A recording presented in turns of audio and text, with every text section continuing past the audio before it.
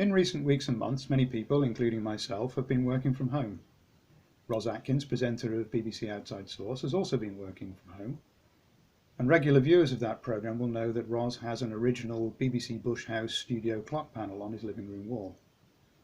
I think it's fair to say that the clock panel in question has become something of a celebrity in its own right, and I thought it might be quite fun to see if it was possible to replicate the functionality of the clock panel in software.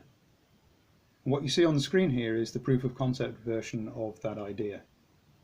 To give you a quick run through of the functionality, we can indicate an alert situation by pressing the A key. We can indicate an evacuation by pressing the E key. And in the role of the studio manager, we can indicate to the presenter in the studio that the microphone is on by pressing M. The red light comes on. We can indicate to the presenter in the studio that they should start talking, pressing G. The green lights come on. And finally, we could indicate to the presenter in the studio that the phone is ringing by pressing P. And the white light comes on there at the top right-hand corner.